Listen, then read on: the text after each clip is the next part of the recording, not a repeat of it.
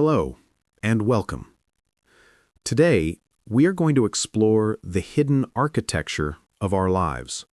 We're going to talk about the small, invisible forces that shape nearly everything we do, the automatic behaviors that dictate our health, our work, our relationships, and ultimately, our destiny.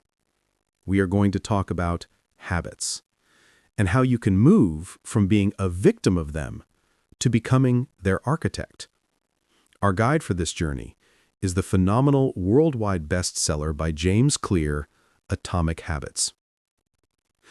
Let's start with an honest question. How many times have you decided to make a big change in your life? You decide to start exercising, to eat healthy, to quit smoking, to learn a new language, or maybe just to spend less time scrolling on your phone. We always begin with a powerful surge of motivation. But what happens next? A week goes by, then a month, and slowly that motivation fades. We find ourselves right back where we started, feeling guilty and blaming ourselves for a lack of willpower. But James Clear argues that you are not the problem. The system you are using is the problem. And to fix it, we must first understand a few fundamental ideas. The first, and most important, is the incredible power of 1%. Imagine if you could get just 1% better at something every single day. On its own, it's a tiny, almost unnoticeable change. You won't see the result today or tomorrow. But if you stick with it for a year, the compound effect means you will end up 37 times better.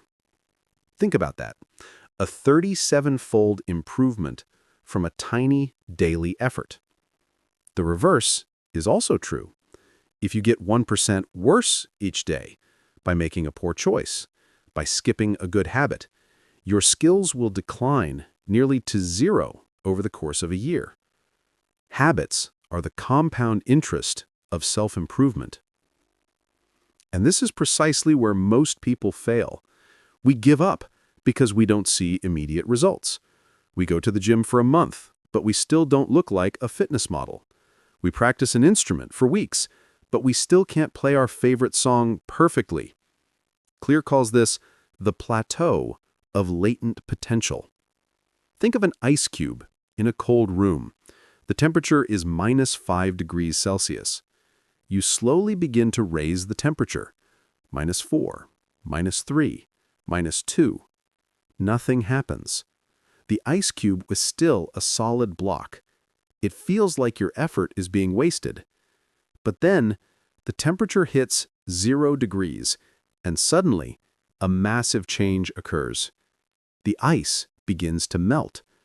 Your previous efforts weren't wasted. They were being stored. And habits work the exact same way. All your work is accumulating, and at some point, a breakthrough will happen.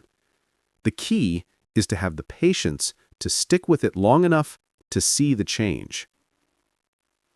The second foundational idea is the critical difference between goals and systems. Our culture is obsessed with goals. Lose 10 pounds, earn a six-figure salary, write a novel. But Clear says you should forget about goals. Instead, focus on systems. So what's the difference? A goal is the result you want to achieve. A system is the process that leads to those results. Your goal is to have a clean house. Your system is the daily habit of putting things away after you use them. Why are goals often counterproductive? First, winners and losers often have the exact same goals. Every team in a league wants to win the championship. Only the one with the best system for practice and improvement actually does it. Second, achieving a goal is only a momentary change. You reached your goal weight. Now what? Often people revert to their old habits because they no longer have the goal to push them. Third, goals restrict your happiness. You tell yourself, I will be happy when I achieve this. This means you spend the entire journey feeling like a failure. Systems, on the other hand, are about the process. When you fall in love with the process, you don't need to wait for permission to feel good about yourself. You find satisfaction in the act of showing up every day. The results then become a natural byproduct. And this leads to one of the most powerful phrases in the book: you do not rise to the level of your goals, you fall to the level of your systems. Build a good system, and the results will take care of themselves. And the third and deepest idea is identity-based habits. Clear explains that there are 3 layers to behavior change. The first is changing your outcomes. The second is changing your process, but the deepest layer is changing your identity, changing what you believe about yourself. The most effective way to change is not from the outside in, but from the inside out. The goal is not to run a 5K, the goal is to become a runner. The goal is not to write a book, the goal is to become a writer. This is more than just a trick of language, it's a fundamental shift in perspective. Every action you take is a vote for the type of person you wish to become. When you choose a healthy meal, you are casting a vote for being a healthy person. When you practice your instrument for 5 minutes, you are casting a vote for being a musician. So this is our foundation. The power of 1% improvements, the focus on systems over goals, and the pursuit of a new identity. Now, let's move on to the practical tools. So, we understand the core philosophy. Now let's get practical. James Clear has created a beautifully simple framework for behavior change built around what he calls the 4 laws. To build a good habit, you need to make it obvious, make it attractive, make it easy, and make it satisfying. Let's explore each of these laws.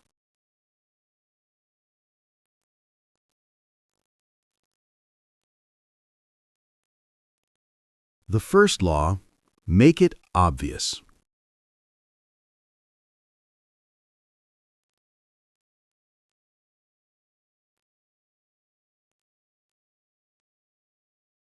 Our brains are constantly scanning the environment for cues that tell us how to act. For a habit to become automatic, the cue that triggers it needs to be incredibly obvious. So, how do you do that? The first technique is called habit stacking.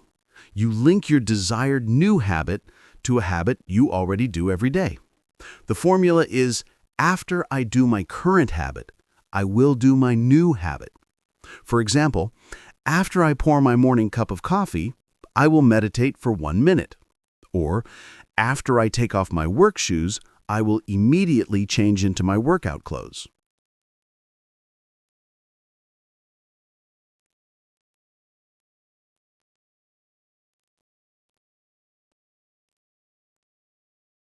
But the most powerful strategy in this law is to design your environment. Your environment is the invisible hand that shapes your behavior far more than your willpower ever will. So, instead of trying to resist temptation, remove it. And instead of trying to remember to do your good habits, make the cues for them visible.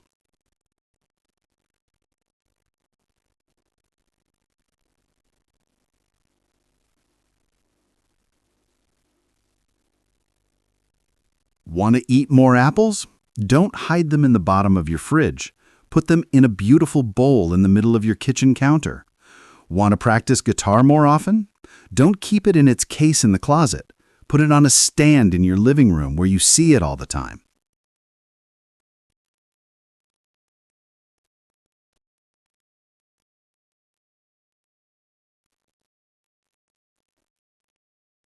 The second law, make it attractive.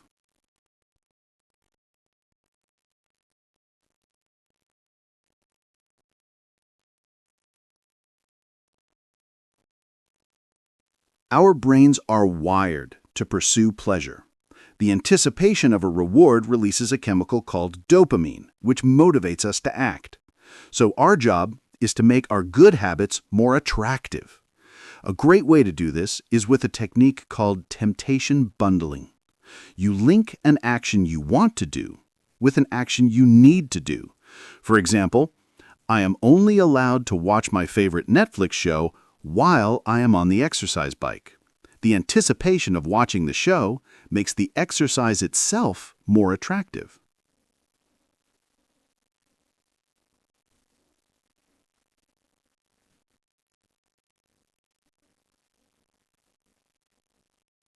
Another powerful force here is our social environment. We are wired to imitate the behaviors of those around us. So one of the fastest ways to make a habit attractive is to join a culture where your desired behavior is the normal behavior. If you want to get fit, join a gym or a running club where everyone is dedicated to their health.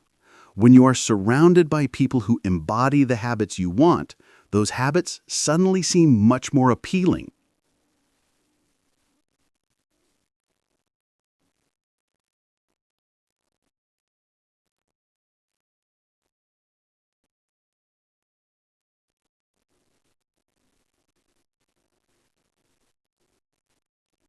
The third law: make it easy.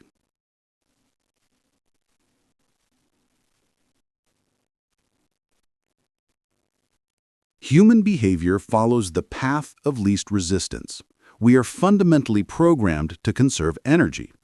The more difficult a habit is, the more friction it has, and the less likely we are to do it. Your job is to reduce that friction. If you want to go to the gym in the morning, lay out your workout clothes the night before. If you want to eat healthier, spend an hour on the weekend chopping up vegetables for the week. Make it easy to do the right thing.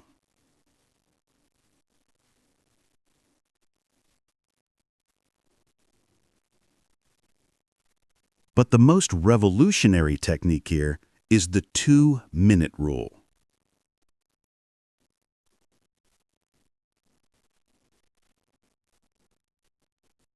When you are starting a new habit, it should take less than 2 minutes to do.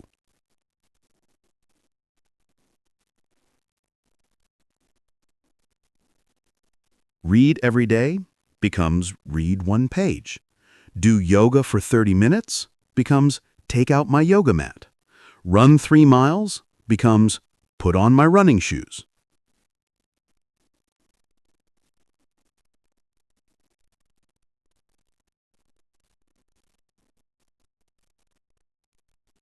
The goal is not to get results in those 2 minutes. The goal is to master the art of showing up. The hardest part of any habit is getting started.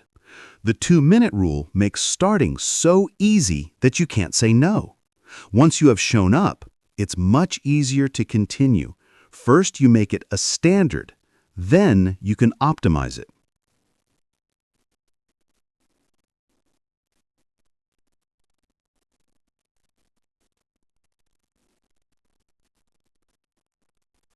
And the final law: make it satisfying.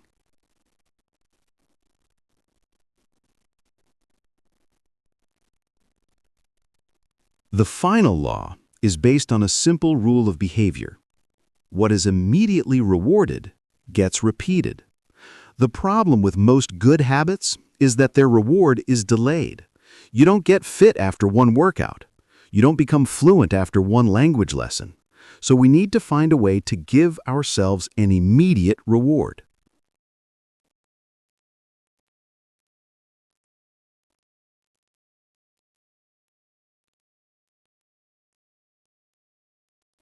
The simplest way to do this is with a habit tracker.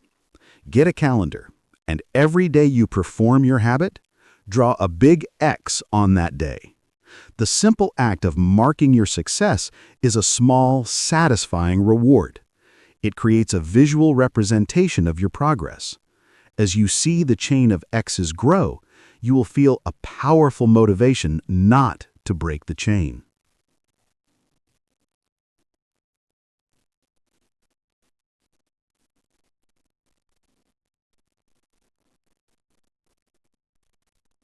And this leads to a golden rule for when you inevitably slip up. Never miss twice.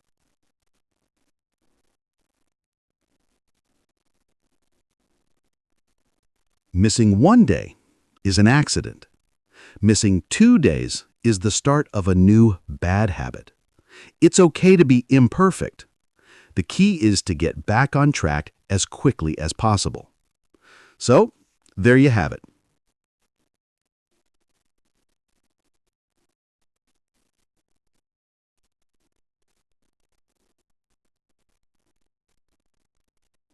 Make it obvious, attractive, easy, and satisfying.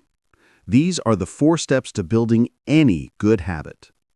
We have now covered the detailed framework for building good habits. But what about the other side of the coin? What about the bad habits that hold us back, that undermine our health and steal our time? The strategy is beautifully simple. We take the 4 laws and we invert them. The first inversion: make it invisible. If the cue for a good habit should be obvious, the cue for a bad habit should be invisible. This is the most effective form of self-control. If you eat too much junk food, stop buying it. Get it out of your house. Disciplined people aren't heroes with superhuman willpower. They are simply better at structuring their environments to avoid temptation in the first place.